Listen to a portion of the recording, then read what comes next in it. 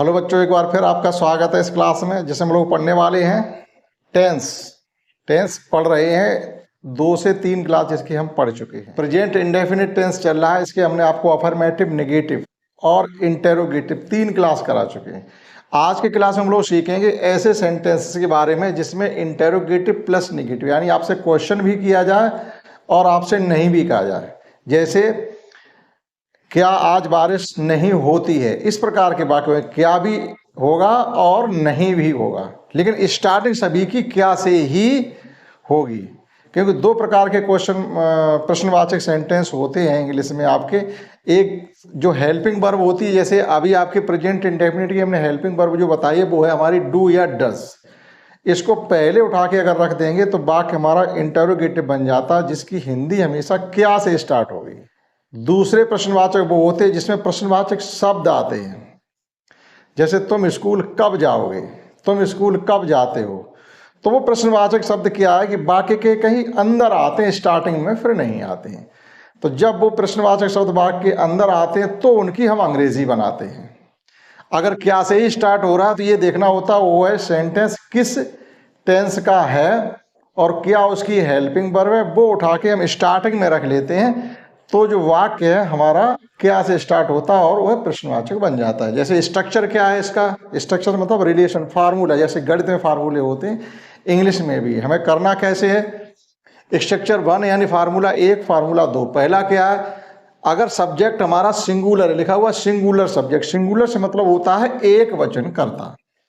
अगर subject singular है, एक वचन कर्ता। अब एक वचन कर्ता कौन से होते, जैसे राम है, मोहन है, लड़का है, लड़की है, पक्षी है, छात्र है, छात्रा है, पिताजी है, माताजी हैं, अध्यापक हैं, आपके सिंगल अध्यापक हैं, ठीक है, या डॉग है, कैट है, यानी काम करने वाले व्यक्ति, यानी किसी एक के बारे में जब कहा जा रहा हो तो सिंगुलर सब्जेक्ट होता है, ठीक। और प्लूरल सब्जेक्ट क्या होता है, जब बहुवचन करता है, यानी काम करने वाले व्यक्ति जब एक से ज्यादा होते हैं तो ये कहा जाता है इसका सब्जेक्ट जो है वो प्लूरल है, ठीक। तो सिंगुलर सब्जेक्ट अगर है तो हम स्टार्टिंग करेंगे डज से, फिर उस सब्जेक्ट को लिखेंगे, उसके तुरंत बाद हमको नॉट लगाना पड़ेगा। वर्ब की फर्स्ट फॉर्म लगाएंगे और ऑब्जेक्ट लगाएंगे, और ऑब्जेक्ट बाद कोई और अन्य शब्द भी अगर है तो वो उसके बाद में आते हैं। ये तरीका है जो आपको सीखना ही पड़ेगा अगर आप इंग्लिश को सीखना चाहते हैं। तो अगर सब्जेक्ट प्लूरल है हमारा तो डू लगाएंगे स्टार्टिंग में, उसके बाद हम सब्जेक्ट लिखेंगे, फिर नॉट लिखेंगे, यानी सब्जेक्ट के बाद ही हमेशा नॉट आता है। हेल्पिंग वर्ब अपनी जगह बदलती रहेगी, कभी भी नॉट अपनी जगह नहीं बदलेगा। और फिर वर्ब की B1 से मतलब है वर्ब की फर्स्ट फॉर्म, क्योंकि वर्ब के 4 रूप होते हैं। जैसे अभी हम आपसे ये कहें कि जैसे हेल्प है, हेल्प मीन्स होता मदद करना, help, helped, helped, second third एक जैसी होगी, और एक चौथी फॉर्म होती है जब ING लगा देते हैं, हेल्पिंग। और हेल्प केवल है फर्स्ट फॉर्म, तो हमने लिखा B1 मीन्स होता है वर्ब की फर्स्ट फॉर्म, ऑब्जेक्ट और अदर वर्ड, ठीक। तो ये हो गया इसका फार्मूला, जो कि आप फार्मूला को भी सीख लेते हैं तो वाक्यों को कैसे बनाएंगे जिनकी अंग्रेजी आती कर सकते हैं। अब देखिएगा हमने यहाँ पर एग्जाम्पल लिख रखे हैं, सीखेंगे कैसे। आप जितने अधिक इसकी एक्सरसाइज एग्जाम्पल करते हैं इस टेंस की, आपको वाक्य आने लगेंगे, इतनी सी बात है। कोई बहुत बड़ी बात नहीं कि हमें बहुत कुछ पहले से तैयारी करनी पड़ेगी, तब जा करके हम छोटे छोटे इंग्लिश के वाक्य होंगे उनकी हिंदी बना पाएंगे, या हिंदी के छोटे छोटे वाक्य होंगे उनकी इंग्लिश बना पाएंगे। आप हिंदी से इंग्लिश बनाना सीखें और इंग्लिश से हिंदी बनाना आपको अपने आप आ जाएगा। तो देखिएगा पहला वाक्य हमने क्या लिखा, क्या मोहन स्कूल नहीं जाता है। तो देखिएगा ये इंटरोगेटिव है प्रश्नवाचक शब्द, और ये नेगेटिव है नहीं, दोनों ही आए, इसीलिए हमने यहाँ लिखा हुआ इंटरोगेटिव एंड नेगेटिव सेंटेंसेस। किस टेंस के हैं, प्रेजेंट इंडेफिनिट टेंस के। क्लियर हुआ। चलिए, क्या मोहन स्कूल नहीं जाता था। अब मोहन कौन है, सिंगुलर सब्जेक्ट में है, तो हमें स्टार्ट करना पड़ेगा डज से, DOES। अब इसके तुरंत बाद हमको मोहन लिखना है, डज मोहन, डज मोहन। अब हम लगाएंगे नॉट,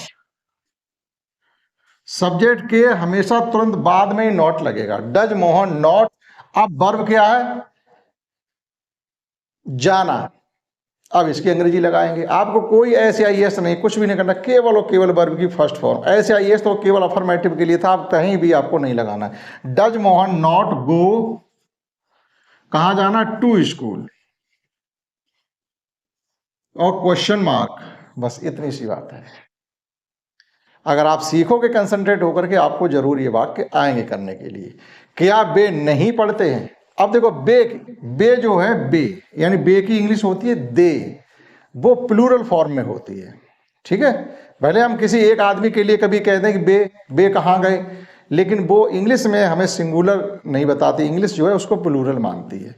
तो इसमें लगाएंगे हम डू। डू दे नॉट, क्या वे नहीं पढ़ते हैं, रीड, क्वेश्चन मार्क। अगर यहीं पर हम ये कहते थे क्या वे किताब नहीं पढ़ते हैं, तो they do not read book. क्या वह रामायण नहीं पढ़ते हैं, they do not read Ramayana. वो ऑब्जेक्ट का काम करता है, इसमें कोई ऑब्जेक्ट नहीं है। जैसे इसमें ऑब्जेक्ट क्या था, टू स्कूल, इसमें कोई ऑब्जेक्ट नहीं, बगैर ऑब्जेक्ट के भी सेंटेंस बनाए जा सकते हैं। थर्ड में क्या है, क्या सोनम बाजार नहीं जाती है, तो सोनम सीधी सी बात है, सिंगल एक लड़की है, तो हम स्टार्ट करेंगे डज से। डज सोनम, अब इसके तुरंत बाद नॉट, इसके बाद वर्ब जाना, जाना वर्ब है, तो गो, कहां, टू मार्केट,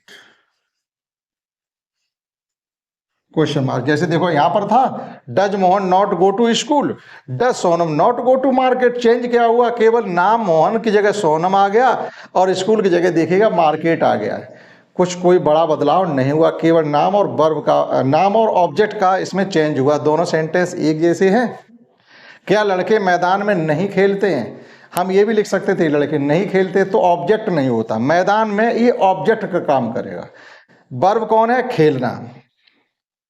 सब्जेक्ट कौन है, लड़के, लड़के यानी एक से अधिक हैं, तो हमारा सब्जेक्ट हो गया प्लूरल। तो हम इसमें लिखेंगे डू द बॉयज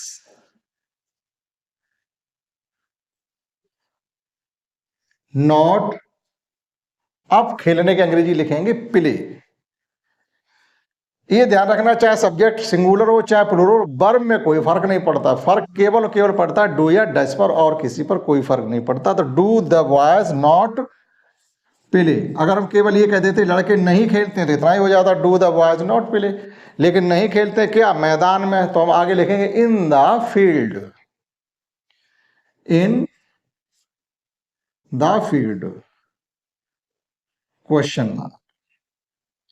आशा करता हूं कि आप ये समझ रहे होंगे, और अगर आप समझ पाओगे तो आपको इंटरेस्ट अपने आप इंग्लिश में आने लगेगा कि हाँ कोई खास बात नहीं है, कोई बहुत कठिन नहीं है। क्या छात्र शोर नहीं मचाते हैं, अब यहाँ पर आपका है केवल सब्जेक्ट और वर्ब ही है, इसमें भी ऑब्जेक्ट नहीं। जैसे हम ये कहते थे क्या छात्र क्लास में शोर नहीं मचाते, जो क्लास होता वो हमारा ऑब्जेक्ट का कार्य करता है। तो यहाँ पर क्या लिखेंगे, अब छात्र शोर नहीं मचाते हैं, यहाँ से हमको ये पता चल रहा है कि जो स्टूडेंट है वो मोर देन वन है, यानी एक से ज़्यादा है, तो सब्जेक्ट हमारा प्लूरल हो गया। तो स्टार्टिंग करेंगे हम डू से। डू द स्टूडेंट्स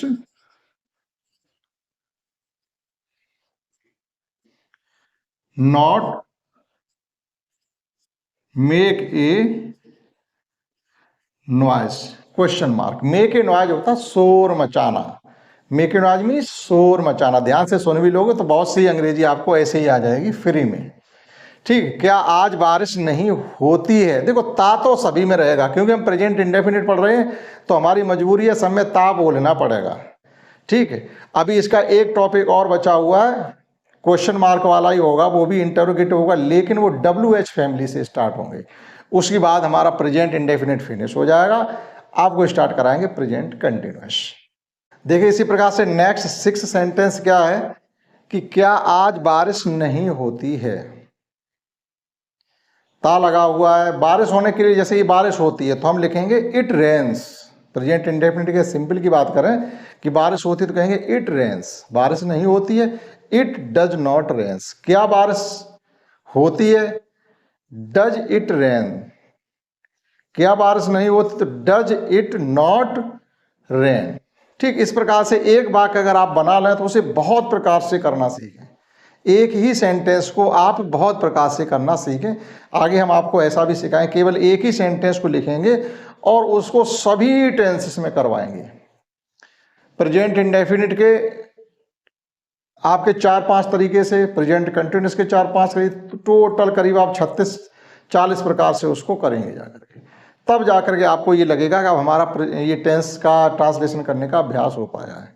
तो देखिएगा क्या है कि क्या बारिश नहीं होती है, तो यहाँ डज इट नॉट रेन। बारिश के लिए इट सब्जेक्ट का काम करता है, क्योंकि इसमें सब्जेक्ट कौन है, तो सब्जेक्ट है आपका इट।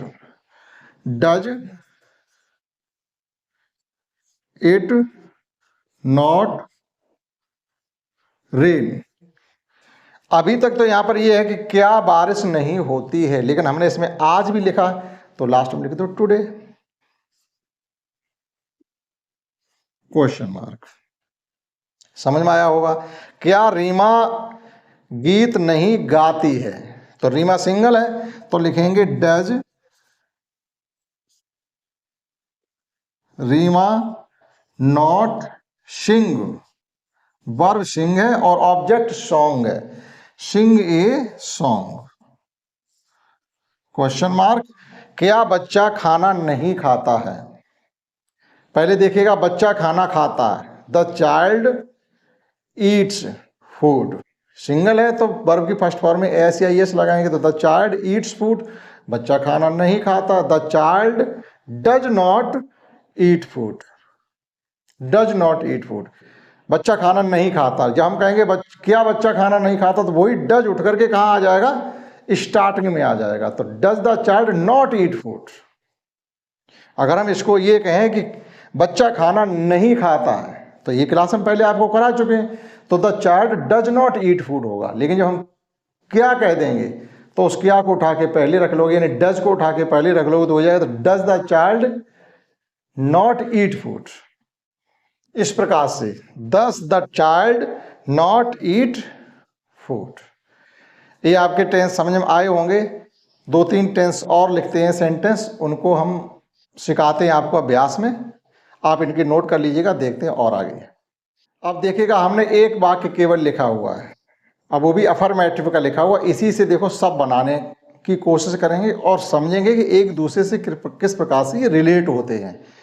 अध्यापक कक्षा में पढ़ाते हैं, ये अफर्मेटिव। अफर्मेटिव मतलब होता है स्वीकारोक्ति, हमने उस बात को स्वीकार किया कि अध्यापक कक्षा में पढ़ाते हैं, कोई टेंशन नहीं, ना नहीं आ रहा, ना क्वेश्चन आ रहा, ना कोई टेंशन है, तो वो स्वीकार किया जाता है, अफर्मेटिव बोला जाता है।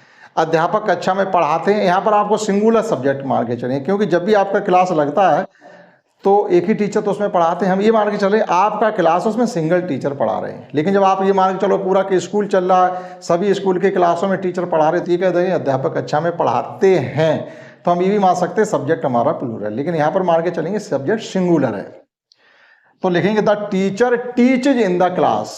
क्या पढ़ाते हैं, English. The teacher teaches English in the class, या इन द क्लास इंग्लिश भी कह सकते हो, आगे पीछे लिख सकते हो, कोई मैटर नहीं है। तो देखिएगा इसको लिखेंगे हम the teacher teaches English in the class.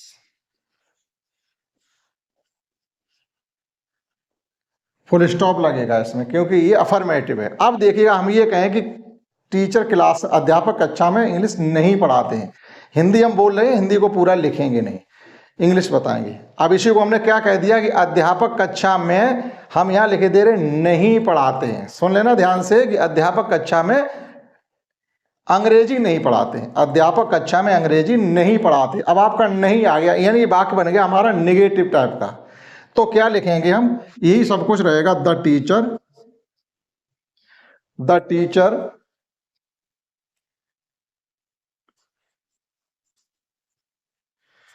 अब देखिएगा इसमें हमने एक सिंगुलर सब्जेक्ट था, इसलिए टीच में ईएस का प्रयोग किया। टीच मीन्स होता पढ़ाना, टीचर होता पढ़ाने वाला। सिंगुलर सब्जेक्ट था तो वर्ब की फर्स्ट फॉर्म में एस या ईएस आता है अफर्मेटिव में। अब निगेटिव बनाने जा रहे हैं तो अब फिर एस या ईएस हमारा वो कहानी खत्म हो जाती है। तो क्या लगेगा हमारा सब्जेक्ट के तुरंत बाद डू या डज, सब्जेक्ट के अकॉर्डिंग, सब्जेक्ट सिंगुलर है तो डज नॉट, सब्जेक्ट प्लूरल है तो do not. The teacher does not teach. अब देखो टीच आ गया, हमने ईएस नहीं लिखा, आगे सब कुछ वही करना, कुछ भी नहीं है आपको करना। यहां से हमने ईएस हटा दिया और टीचर के तुरंत बाद हमने डज नॉट लगा दिया। The teacher does not teach English in the class. अब हम ये कहेंगे क्या अध्यापक कक्षा में पढ़ाते हैं, नेगेटिव नहीं होगा, क्या अध्यापक कक्षा में अंग्रेजी पढ़ाते हैं। तो अब क्या होगा जब क्या कह देंगे, क्या से स्टार्ट करेंगे तो क्या की अंग्रेजी व्हाट नहीं बनाएंगे। ये जो इसका हेल्पिंग वर्ब होती है, ये इसको उठा के हम यहां से फर्स्ट में रख लेंगे, फर्स्ट नंबर पर, केवल और केवल। नॉट भी हटा दें क्योंकि अभी हमने नॉट नहीं कहा, नॉट वाला अगला रखेंगे।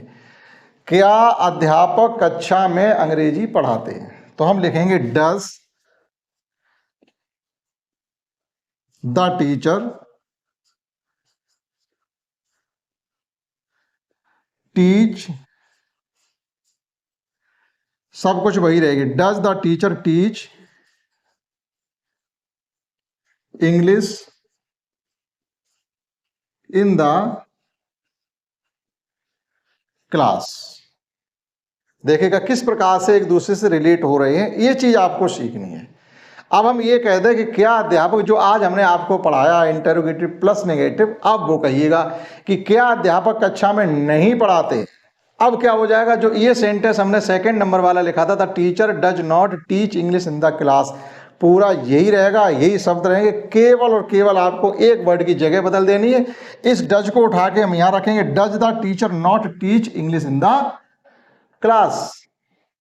इस प्रकार से हमें सीख के चलना है, तब जाकर के हम ये सीख पाएंगे। देखिएगा, does the teacher not teach English in the class. और क्वेश्चन मार्क भी लगेगा, इसमें भी क्वेश्चन मार्क लगेगा, ये ध्यान रखेंगे। जो प्रश्नवाचक होंगे उसमें क्वेश्चन मार्क लगाना ना भूलें। अगर आप नहीं ऐसा लगाते हो तो टीचर हैं, हो सकता है ये कहते हैं यहाँ थोड़ी गलती है। ठीक हो, गलती तो है, जो बात करनी चाहिए वो करनी चाहिए। देखिएगा क्या था, सभी वही शब्द थे हमारे। अध्यापक कक्षा में अंग्रेजी पढ़ाते हैं, अध्यापक कक्षा में अंग्रेजी नहीं पढ़ाते हैं, क्या अध्यापक कक्षा में अंग्रेजी पढ़ाते हैं, क्या अध्यापक कक्षा में अंग्रेजी नहीं पढ़ाते हैं। जो हमने आज कराए थे वो ये वाला है। अभ्यास कैसे करोगे, इसी प्रकार से आप एक सेंटेंस को लिखें और सभी को उसी प्रकार से बनाने की कोशिश करें। अब जो अगला क्लास होगा इसी का प्रेजेंट इंडेफिनिट का, वो WH फैमिली वाले शब्द होंगे। वो क्या होगा कि कक्षा में अंग्रेजी कौन पढ़ाता है, कक्षा में अंग्रेजी कौन पढ़ाता है। WH फैमिली यानी जो प्रश्नवाचक शब्द होते हैं वो आने चाहिए। अभी तो हम हेल्पिंग वर्ब से बना रहे थे और इनकी हिंदी हमेशा जब शुरू करोगे तो क्या से ही स्टार्ट होगी। तो इस प्रकार से आप अंग्रेजी के वाक्यों को करना सीखें। जब आप पूरा एक, जैसे प्रेजेंट इंडेफिनिट के हमने सब सीख लिए, तब फिर एक वाक्य को इस प्रकार से अफर्मेटिव का लिखें और उसकी जितनी भी अंग्रेजी बनाई जा सकती सब बनाएं।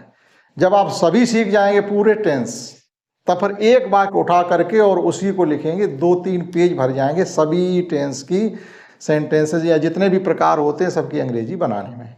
तब आपको लगेगा कि अब हम टेंस सीख पाए हैं। जब आप सीख जाओगे तो आपका बहुत अच्छा हो जाएगा। ग्रामर यानी इंटेरोगेटिव वो आपके डायरेक्ट इनडायरेक्ट हैं, एक्टिव पैसे हैं, वो इसी पे निर्भर करते हैं। और भी बहुत चीज़ें हैं, तो आप इसमें ये सीख पाए होंगे आज की क्लास में इंटेरोगेटिव प्लस नेगेटिव। एक क्लास हमारा और बचा हुआ केवल इंटेरोगेटिव वाला, जिसमें WH फैमिली के शब्द होंगे, वो सीखेंगे अगली क्लास में। इस क्लास में इतना ही, दैट्स ऑल।